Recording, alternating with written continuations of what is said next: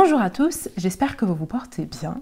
Aujourd'hui, on se retrouve pour que je vous parle de l'affaire de Sheila Van Wijsmack. Sheila a décidé de partir en vacances à Bali avec sa fille Heather. Et malheureusement, ces vacances qui étaient supposées être paradisiaques se sont transformées en véritable cauchemar. Pose tes grosses ou tes petites fesses et bienvenue dans un nouvel épisode de Crime et Justice.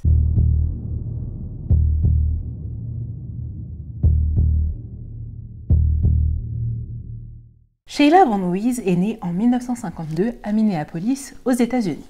Diplômée de sciences politiques, elle a eu une très belle carrière car elle a travaillé pour des clients assez prestigieux comme les Kennedy, donc Ted Kennedy, le sénateur, et Jackie Kennedy, l'ex-première dame des États-Unis. En plus d'avoir une belle carrière, Sheila va aussi avoir un beau mariage et elle va épouser un célèbre compositeur de jazz nommé James L. Mack. Après leur mariage, le couple s'installe dans une très belle maison à Chicago dans l'État de l'Illinois aux États-Unis et en 1996, ils accueillent leur premier enfant, Heather. Quand Heather vient au monde, Sheila est âgée de 43 ans et James en a 67. Donc c'est une enfant qui est arrivée vraiment sur le tard pour le couple et je pense que c'est pour cette raison qu'elle représentait toute leur vie. C'est aussi le cas de nombreux parents, que leur enfant représente toute leur vie, mais dans le cas de James, Heather et Sheila, c'était vraiment particulier. Leur petite fille était tout, elle était pourri gâtée, ils lui cédaient tout. Tout ce que Heather voulait, elle l'obtenait. Vraiment, toute leur vie tournait autour de leur petite fille. Et d'ailleurs, la relation était encore plus fusionnelle entre père et fille, puisque James était vraiment celui qui s'assurait qu'Heather ne manque de rien. La famille Van Wijsmack était aussi très aisée financièrement, ce qui leur permettait de vraiment profiter de la vie. Donc ils partaient souvent en vacances et des voyages de luxe avec hôtel de luxe ou villa. Ils partaient dans des lieux d'exception, au ski, en Europe, au soleil, et bien évidemment, leur petite fille Heather les suivait dans chacun de leurs voyages. Malheureusement pour la petite famille Van Wijsmack, le bonheur va être stoppé net par un tragique événement.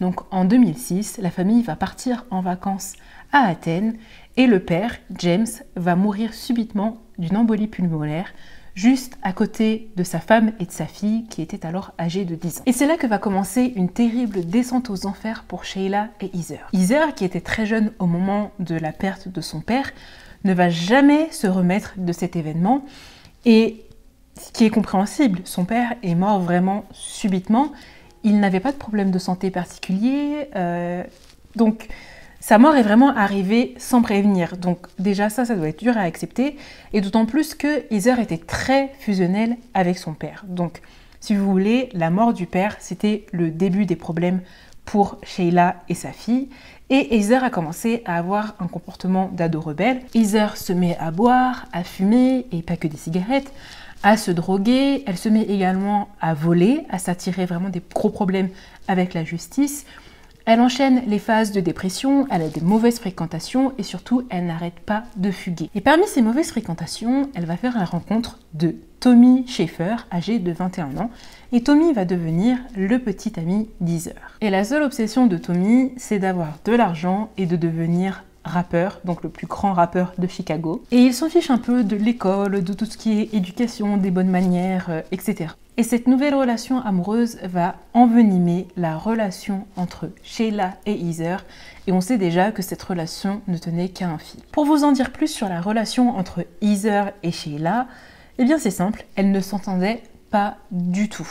Au fil des années, la relation s'est vraiment dégradée, et elles étaient tout le temps en train de se battre, que ce soit des disputes, que ce soit physique, elles se battaient aussi physiquement et en venaient aux mains. La police intervenait souvent sur ces disputes entre mère et fille, et entre février et août 2014, la police est intervenue 60 fois et 86 rapports de police ont été rédigés concernant leur conflit. Leurs altercations étaient tellement violentes qu'un jour, Heather a poussé Sheila.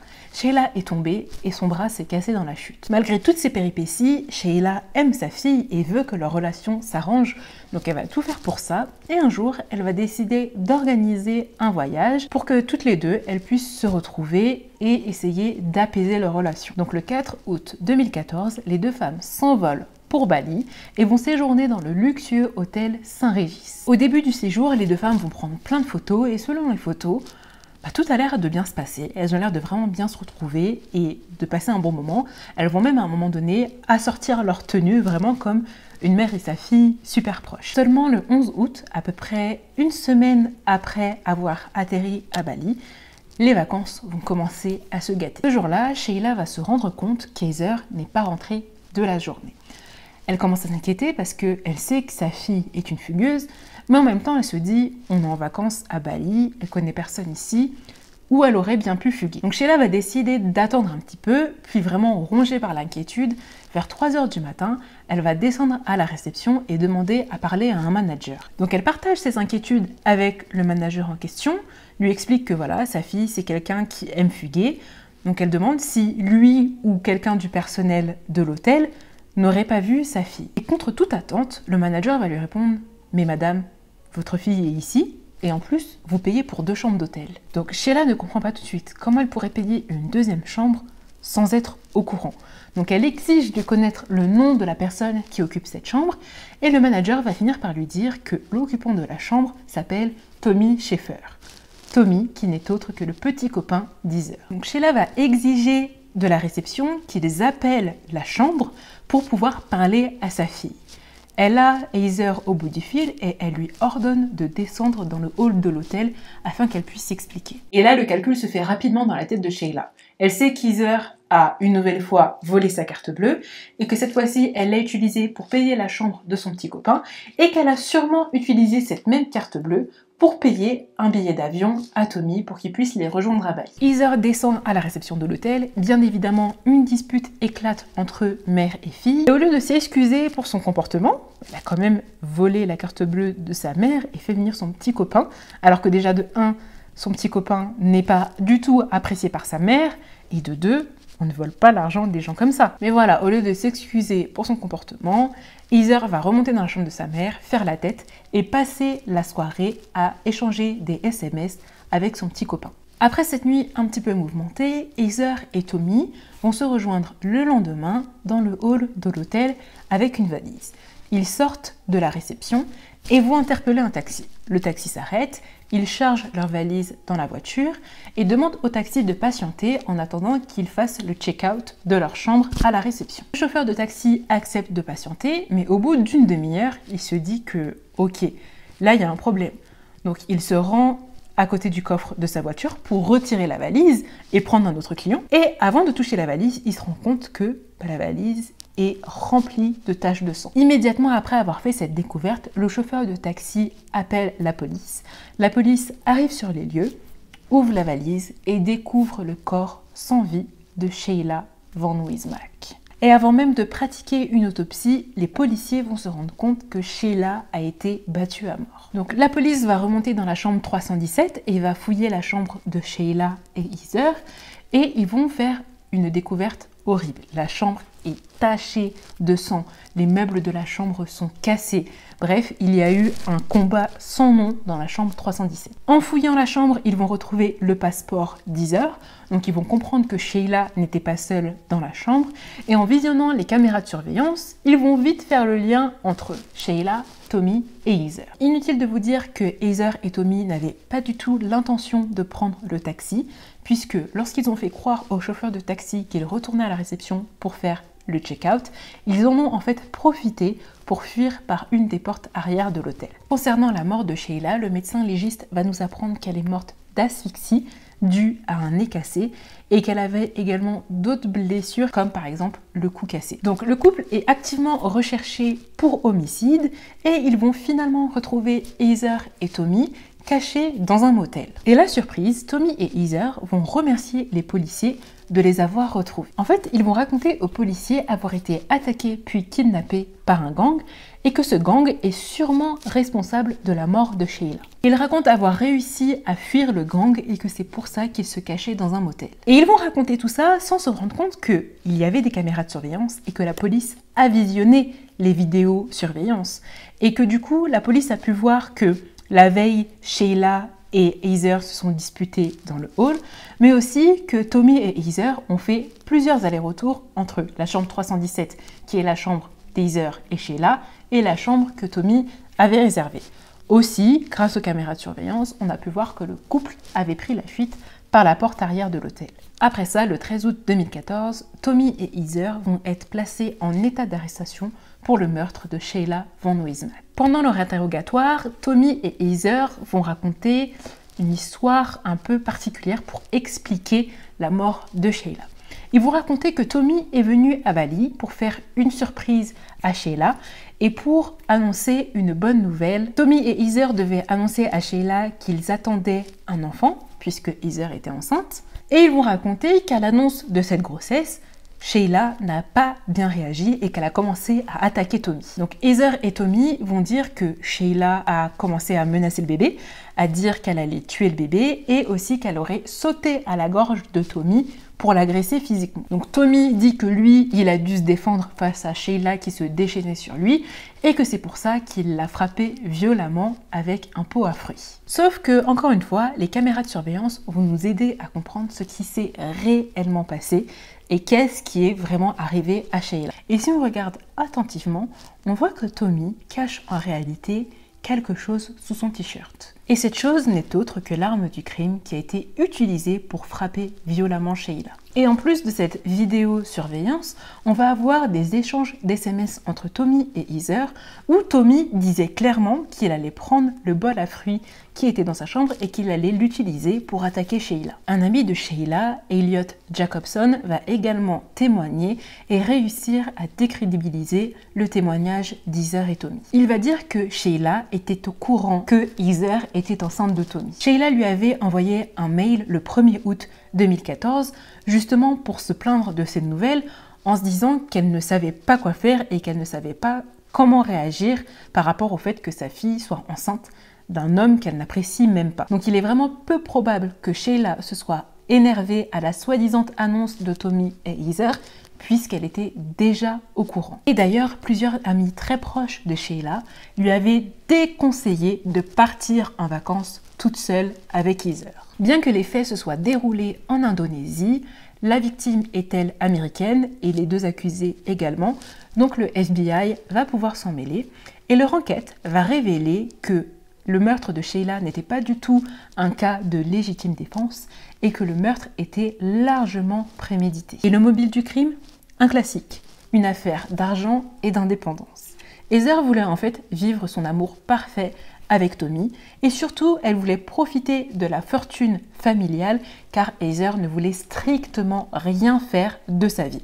Elle n'avait aucune ambition professionnelle. Et en effet, son père, James, lui avait légué de l'argent à sa mort, donc la somme de 1,5 million de dollars, et Heather ne pouvait accéder à cet argent qu'à ses 21 ans. Et au moment des faits, elle en avait 19. Et plutôt que de patienter ces 2 petites années pour toucher son argent et avoir son indépendance, Heather s'est dit qu'il serait bien mieux de tuer sa mère pour profiter de cet argent le plus tôt possible. Et le FBI va découvrir que elle et Tommy ont vraiment étudié toutes les manières possibles pour pouvoir se débarrasser de Sheila. Tommy était d'ailleurs en contact avec un de ses cousins qui lui a donné toutes les recommandations possibles pour pouvoir récupérer l'héritage plus tôt et tuer Sheila comme il le fallait. Et tout ça en échange d'une partie de l'héritage qu'Heather aurait touché. Et d'ailleurs, avant même le voyage à Bali, Heather et Tommy avaient envisagé d'engager un tueur à gages pour la somme de 50 000 $, tout juste 6 mois avant le voyage en Indonésie. Et autre chose qui va laisser penser au FBI que le meurtre était vraiment prémédité, c'est que quelques temps avant de partir à Bali, je crois juste la veille avant de partir, Tommy avait publié un message sur son mur Facebook et avait dit « Je pars le 4 août pour l'Indonésie et je ne vais sûrement pas revenir ». On voit déjà qu'à ce moment-là, il prévoyait de faire sa nouvelle vie avec Heather et avec l'argent qu'Heather aurait touché. Sauf que Tommy a bien évidemment eu le droit à une nouvelle vie, mais c'est pas celle qu'il espérait puisqu'il va le passer beaucoup de temps en prison. Au final, Tommy Schaefer a écopé d'une peine de 18 ans de prison pour le meurtre de Sheila Van Wismach et Heather a, elle, écopé d'une peine de 10 ans. 18 et 10 ans, ça reste beaucoup d'années, mais comparé aux crimes qu'ils ont commis, je trouve que la peine est vraiment dérisoire, sachant que dans le même pays, donc oui, les deux ont été jugés en Indonésie, et dans le même pays, il y a une personne qui a pris la peine de mort pour avoir seulement vendu de la drogue. Ne vous méprenez pas, vendre de la drogue, c'est très grave, mais je me permets de dire seulement parce que vendre de la drogue, tuer quelqu'un et préméditer le meurtre, voilà, je comprends pas pourquoi il y a un écart de sentence aussi important pour un aussi grand écart entre les deux faits qui ont été faits, quoi. Et le plus étonnant, c'est que l'incarcération d'Heather a des airs de vacances. I want to go to the beach today. Let's go to the beach. Heather a accès à un téléphone portable, à Internet, à des cigarettes, à tout, vraiment tout ce dont elle a besoin. Et en fait, elle vit sa vie, elle vit sa meilleure vie. Elle danse, elle rit, elle est avec ses copines en prison, elle a même le temps de poster des vidéos sur Internet. Elle prend beaucoup de plaisir à faire la star, à donner des interviews sur le meurtre de sa mère. You got a horrible picture of me last time. I'm mad at you, Daniel. Horrible. I was like... No, it's yawning. Et elle fait tout aussi pour promouvoir sa version des faits et dit que voilà, sa mère la maltraitait, sa mère était très violente, que sa mère avait des problèmes d'alcool, que sa mère avait aussi également des problèmes psychologiques et qu'elle avait été diagnostiquée comme une personne ayant des troubles de la personnalité.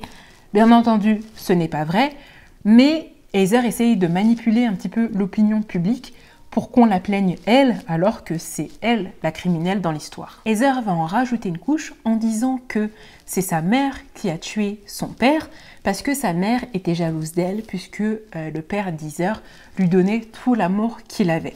Elle va aussi dire que sa mère l'a attaqué plusieurs fois avec un couteau, sauf que les 86 rapports de police qui ont été faits lors de leur conflit ne mentionnent jamais ce genre de fait. Et Heather raconte partout que c'est sa mère qui a tué son père, sauf que ça a été prouvé que le père est mort d'une embolie pulmonaire et que Sheila n'a rien à voir avec tout ça. Et d'ailleurs, en 2017, une vidéo d'Heather va être publiée sur YouTube. Cette vidéo a été filmée en prison. Je ne sais pas si c'est Heather elle-même qui l'a postée ou si c'est quelqu'un d'autre qui l'a fait, mais dans cette vidéo, elle dit que elle a finalement organisé le meurtre de sa mère pour venger son père. This is a video that I need to make. A lot of the times, since I've been a kid, I've heard the truth sets you free, the truth sets you free. And I never understood, but I'm Heather Mack, and I want to be set free. I don't want to live in a lie anymore. When I was 10, my mother killed my father in a hotel in Athens, Greece. 2 weeks before I came to Bali, I found out that she killed my father. And I made it up in my heart, in my mind, my soul, in my blood, in the oxygen running through my body, that I wanted to kill my mother. First, I asked Tommy Schaefer to help me find somebody to kill my mom for $50,000, and he said no. After that, I got this whole new savage idea in my head that I wanted to kill her in a hotel room because she had killed my father in a hotel room. We were going to Bali, so I began to plot. I began turning off Tommy's phone, taking Tommy's phone when he was asleep, starting in Chicago, taking Tommy's phone and having conversations between Tommy and myself, texting myself, having fake conversations, and then deleting them before he could see them. I didn't want to get arrested by myself in a different country. So I came to Bali, and I told Tommy that he was going to come here for a vacation. I trapped him here. And that is what I regret. I don't regret killing my mother. I killed her myself. And I'm sorry, Tommy Schaefer. I'm sorry. I love you. I really love you, and if I could go back, I would do it myself. And I'm sorry that everyone who ever knew you now thinks you're a murderer when you're not. I'm sorry you won't be able to get a job. I'm sorry everybody thinks that you're some crazy killer. Sauf que plus tard, dans une autre vidéo qui a été postée par un des journalistes cette fois-ci, juste avant son procès, on voit Heather dans un fourgon de la police qui dit, et qui n'est pas très convaincante d'ailleurs, qu'elle est innocente. It's not the verdict today, is it? Yeah, but what sentence are you? Okay. Less. I'm innocent. Donc pourquoi avoir fait cette vidéo en 2017? Genre, Heather, à quoi tu joues? Selon Debbie et Bill, qui sont la sœur et le frère de Sheila, Heather essaye seulement de manipuler tout le monde. Et ils disent qu'elle est manipulatrice depuis sa plus tendre enfance, parce qu'elle arrivait à manipuler ses parents pour avoir tout ce qu'elle voulait, et ça sans le moindre effort. Et autre chose aussi qui nous prouve que Heather est un peu manipulatrice, c'est qu'elle a réussi à manipuler Tommy pour qu'il puisse tuer sa mère, et aussi elle avait promis la somme de 11,5 millions de dollars en disant voilà, quand tu auras tué ma mère, tu auras le droit à tout ça, alors que l'héritage d'Heather ne s'élevait qu'à 1,5 million de dollars. Et chaque année, Heather semble changer de version concernant la mort de sa mère. Donc un jour elle va dire qu'elle est innocente, l'autre jour elle va dire qu'elle a tué sa mère et que c'était pour venger son père, et en 2018 elle va déclarer quelque chose de totalement différent. Elle va dire que quand sa mère est morte, elle a pleuré vraiment la mort de sa mère. Donc quand Tommy lui a asséné le coup fatal, elle a pris sa mère dans les bras, elle pleurait, elle ne voulait pas la lâcher.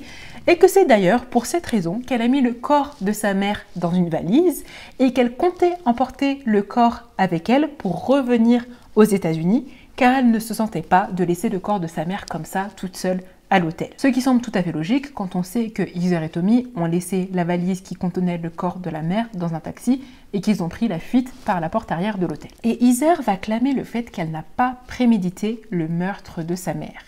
Et d'ailleurs, dans cette interview qu'elle a donnée en 2018, donc après avoir donné sa version des faits, le journaliste va en profiter pour essayer d'éclaircir un point et lui dire « Ok, le meurtre n'était pas prémédité, mais comment tu expliques tous ces échanges d'SMS que le FBI a trouvés, où toi et Tommy parliez de noyer ta mère ou de la tuer avec un bol à fruits ?»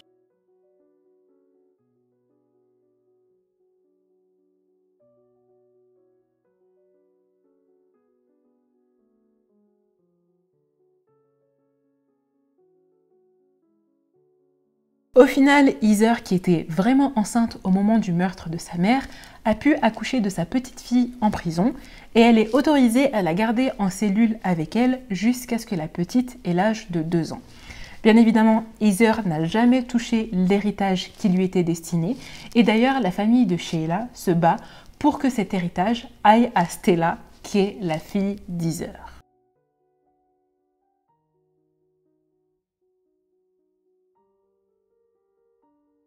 Et voilà, c'est comme ça que se termine l'affaire de Sheila Van Wismach. J'espère que cette affaire vous a plu. Elle est un peu dure, parce que je trouve ça vraiment dur de planifier tout ça, enfin de tuer sa mère pour des raisons aussi pathétiques, vraiment. Mais bon, dites-moi ce que vous en avez pensé. N'oubliez pas, donnez-moi vos commentaires, je les lirai et j'y répondrai sans exception. En tout cas, je vous dis à bientôt pour la Halloween Week. On se retrouve la semaine du 25. Gros bisous!